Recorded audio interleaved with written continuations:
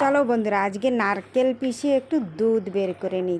নারকেলটা না এতটাই ভেতরে ছোট ছিল, কোরানিটা ভেতরে যেত না। তাই কি করেছি, ফালি ফালি বের করে তারপরে কুচিয়ে নিয়ে পিষিয়ে দুধ বের করে নিয়েছি।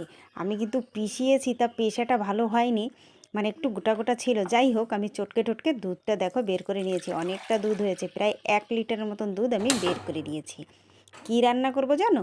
রান্না করব আজকে কাঁকড়া। আমার বর বলছিল কাঁকড়া দিয়ে, কলার মোচা দিয়ে আর নারকেলের দুধ দিয়ে খাবে। তো মোচাটা আর কাটা হয়নি, তাই আমি আলু দিয়ে নারকেলের দুধ দিয়ে রান্না করছি। তার জন্যে আমি পেঁয়াজটা ভেজে নিয়েছি। আর এই ডাব্বার ভেতরে কিন্তু আমার পেঁয়াজ, রসুন, আদা পেস্ট করাই ছিল।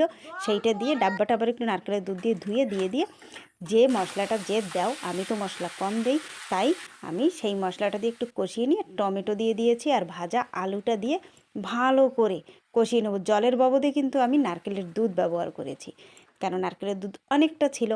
তাই একটু কষিয়ে নিয়ে পরেই দুধটা ঢেলে দিয়ে আমি তরকারিটা রান্না করে নামিয়ে নেব। হ্যাঁ বন্ধুরা, ভিডিওটা যদি তোমাদের ভালো লাগে সঙ্গে থেকে সাপোর্ট করো, লাইক কমেন্ট শেয়ার করো, নতুন হলে সাবস্ক্রাইব করো। আর একবার হলেও নারকেলের দুধ দিয়ে কাঁকড়া রান্না করে দেখো বন্ধুরা, সত্যি চিংড়ি মাছের মতনই টেস্ট লাগে, খুব দারুণ লাগে। আমাদের কাছে তো খুব খুব ভালো লাগলো। তোমাদের কেমন লাগে একবার বলো।